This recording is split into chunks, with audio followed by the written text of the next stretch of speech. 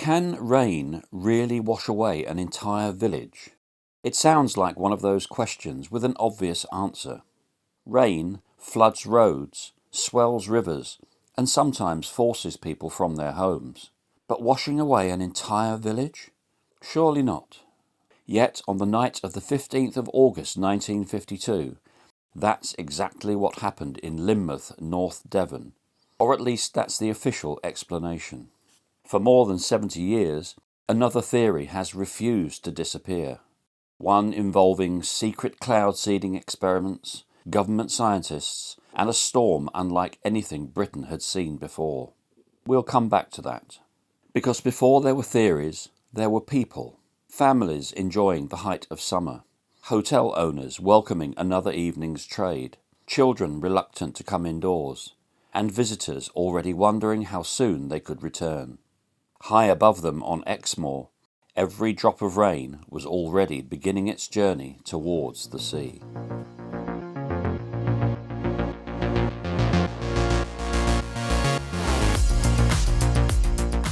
Lynmouth had always lived with the rivers. They weren't something people feared. If anything, they were part of the village's charm. The East Lynn and the West Lynn had spent countless generations tumbling out of the rugged hills of Exmoor before meeting here just a few yards from the sea. Visitors lingered on the bridges, watching the clear water rush over the rocks below, while children scrambled through the shallows, filling their pockets with smooth pebbles carried down from the moor. Few places left quite the same impression. Nestled between steep wooded hills and the Bristol Channel, Lynmouth seemed almost untouched by time. Narrow streets wound between stone cottages. Guest houses welcomed visitors escaping the cities for a few days of sea air, and small shops did brisk trade throughout the summer months. For many families, a holiday in North Devon had become something of a tradition. They came because Lynmouth felt different. Life seemed to move a little more slowly there, and once people had discovered it, they usually found themselves returning year after year. Friday the 15th of August 1952 had begun much like any other summer's day. Holidaymakers drifted along the harbour with ice creams in hand, stopping now and then to watch the fishing boats rising gently with the tide. As evening drew closer, the cafes and hotels began filling with visitors returning from a day spent exploring the coast. To the people of Lynmouth, it was simply another summer Friday. The weather hadn't been ideal. Rain had been falling across parts of Exmoor for much of the day, but in Britain that hardly raises an eyebrow. Showers come and go, streams swell a little, and people simply get on with their day. What nobody could see was that the rain wasn't falling over Lynmouth alone. Above the village, across the open moorland, something far more unusual was taking shape. Hour after hour, dark clouds remained stubbornly fixed over the hills, releasing astonishing amounts of water onto ground that could absorb no more. It just felt like the sort of weather people grumble about before carrying on with their day. But every minute that passed, thousands upon thousands of tons of water were finding the same destination. Lynmouth. That night the village slept peacefully beside the very rivers that had shaped its history. By morning those same rivers would reshape the village itself. As evening gave way to night, the rain showed no signs of easing. It drummed steadily against windows, pattered across slate rooftops, and flowed in countless tiny streams down the steep hillsides that surrounded the homes. It was the sort of weather that encouraged people to linger indoors a little longer. Hotel lounges filled with conversation, glasses clinked together over dinner, and those staying in guest houses settled into comfortable armchairs, hoping the morning might bring brighter skies. Outside, the rivers continued to rise. There was nothing especially alarming about it. The East Lynn and the West Lynn had risen before. After heavy rain, they often became fast-moving torrents, churning white as they rushed towards the sea. Local people were used to seeing them swollen after a spell of wet weather. But this time it was different. The people who lived there couldn't see what was happening several miles upstream. If they had, they would have noticed the rivers beginning to change. The water was no longer flowing alone. As it raced down from Exmoor, it ripped branches from trees, tore away sections of fencing, and rolled boulders that had lain undisturbed for generations. Everything caught in its path became part of the flood, adding to its weight and its power. At first, the flooded rivers still found a way through. Then they reached the bridges. Those bridges had quietly linked one side of Lynmouth to the other. Visitors paused on them to admire the rushing water below, rarely giving a second thought to the stone arches carrying the river beneath their feet. That night, those same arches became choke points.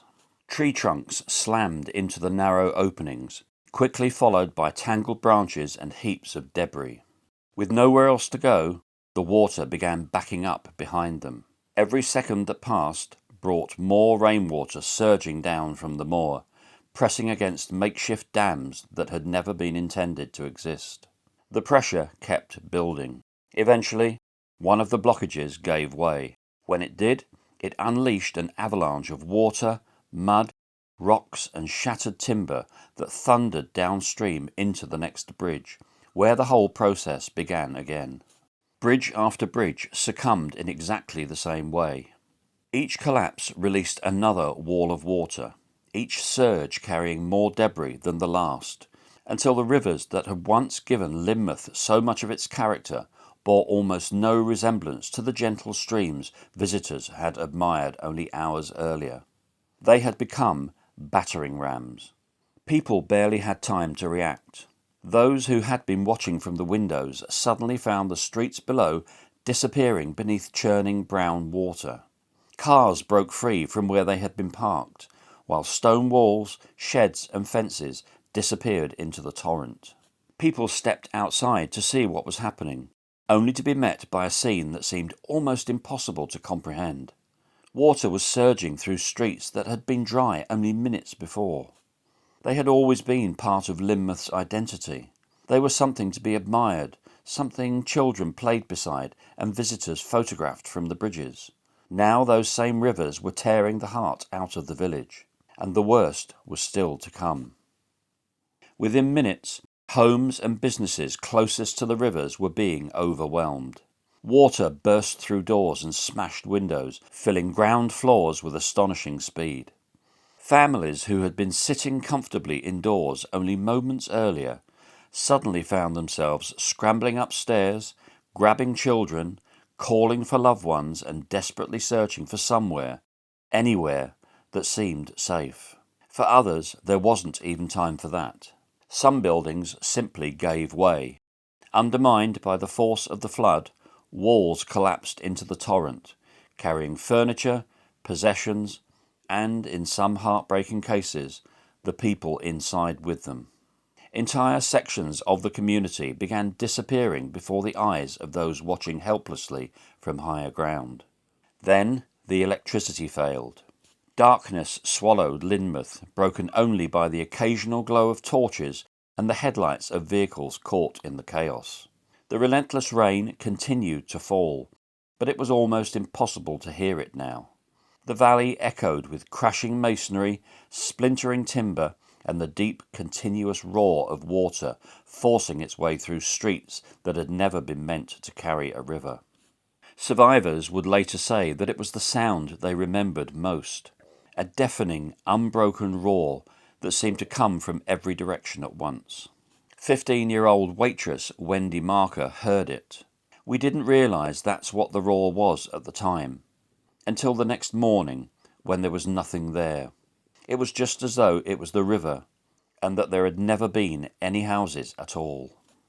People shouted to one another across the floodwaters, but many voices were swallowed by the noise. Neighbours who had known each other for years found themselves stranded on opposite sides of the torrent, powerless to help.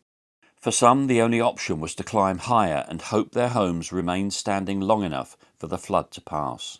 Lynmouth was becoming almost unrecognisable. Roads disappeared beneath muddy torrents as the rivers surged far beyond their banks, erasing any distinction between river and street. Buildings that had stood for decades shifted under the relentless force of the flood before collapsing where they stood. Cars fared little better. One after another they were lifted from the roads as though they weighed almost nothing, spinning helplessly in the current before crashing into walls, buildings and bridges that were themselves beginning to fail. Everywhere people looked, the landscape was changing. Places they had walked through only hours earlier were simply gone.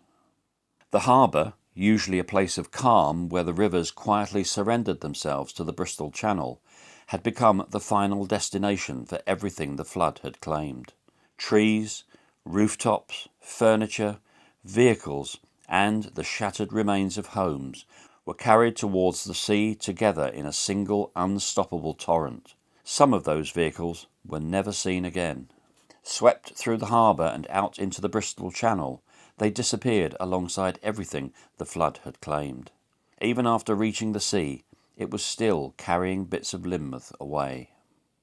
While some people could do nothing except watch, others refused to stand by.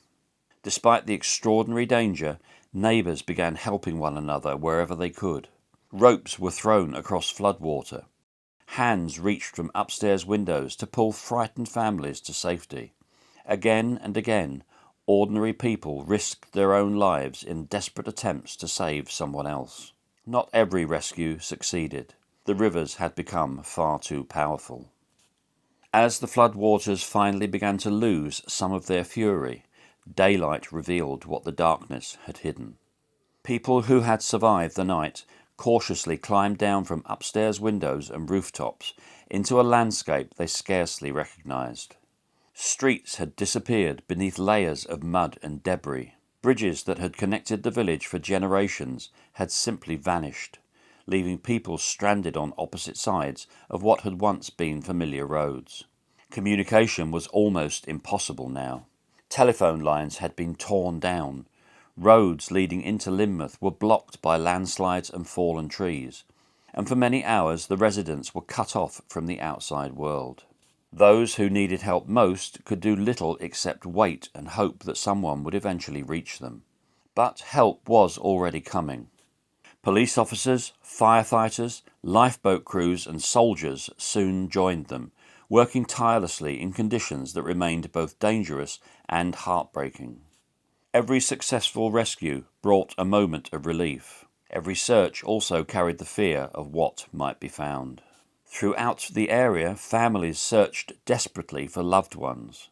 Names were called into the darkness. Doors that no longer existed were searched.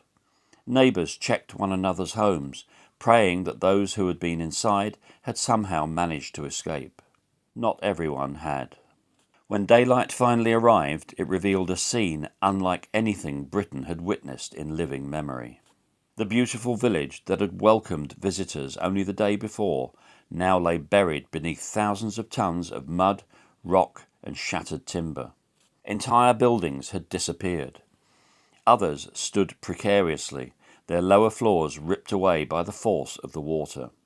Looking across Lynmouth that morning, it scarcely seemed possible that all of this had happened in just a few hours. As the days that followed unfolded, the true scale of the catastrophe became painfully clear. 34 people lost their lives.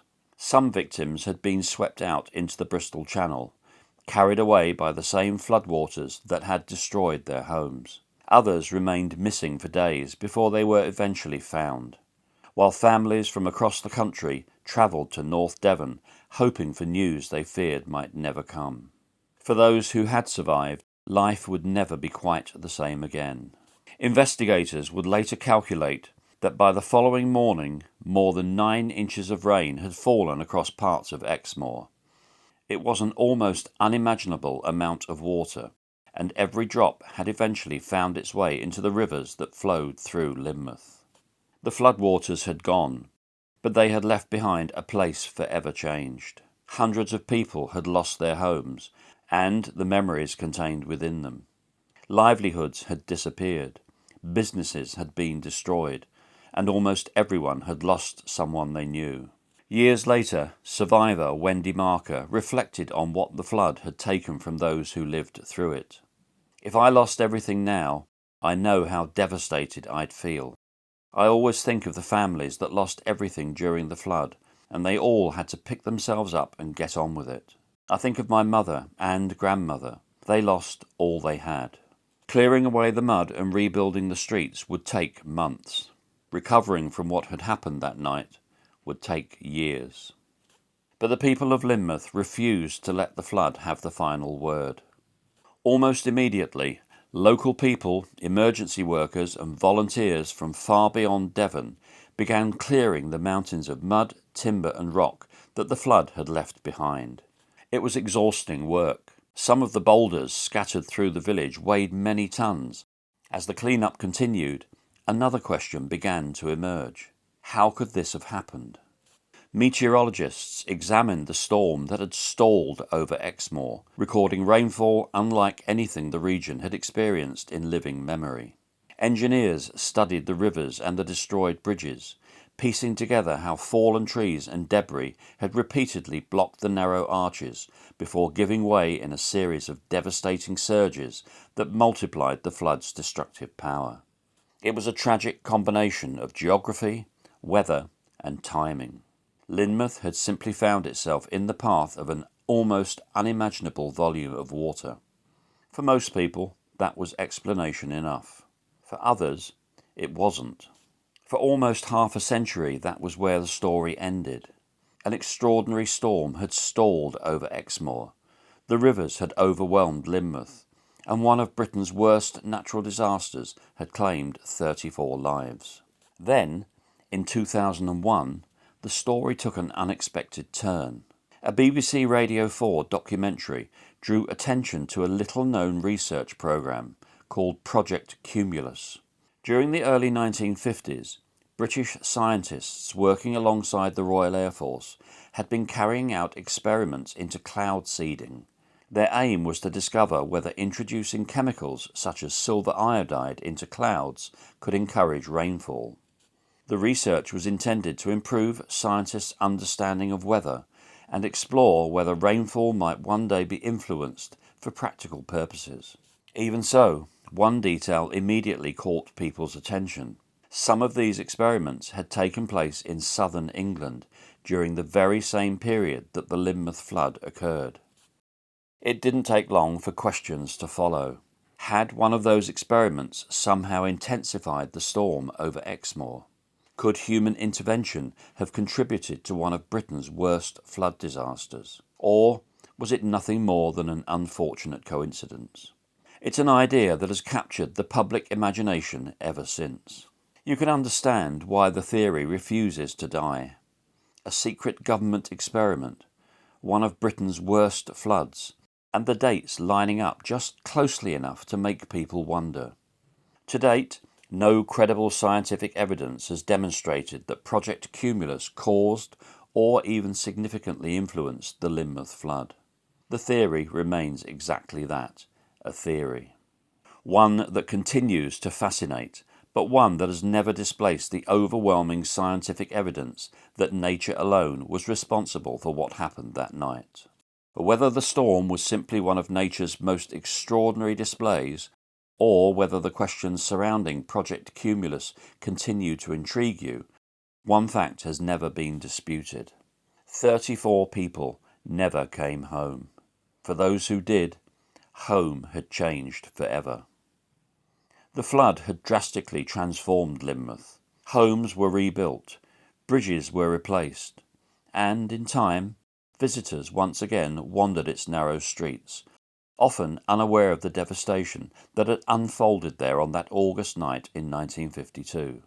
Today, the rivers still meet at Lynmouth, just as they always have. They continue their journey from the hills of Exmoor to the Bristol Channel, flowing quietly beneath new bridges and past homes that stand where others were swept away more than 70 years ago. To most people, they're simply beautiful rivers. To the people of Lynmouth, they will always be a reminder. A reminder that nature can be both breathtaking and unforgiving. That even the most familiar places can change beyond recognition in a matter of hours. And that behind every disaster are ordinary people whose lives are divided forever into two parts: the life they knew before and everything that came after. Now, whether you believe in the theory about cloud seeding or not, I think this disaster brings home how unpredictable nature can be and how formidable the power of water is when unleashed in such vast torrents. Our condolences go out to the families of the people that lost their lives that terrible night, and to anyone else who was affected by the disaster. I hope you appreciated the way the information was presented. I'll see you on the next one, and I'll wish you bye-bye for now.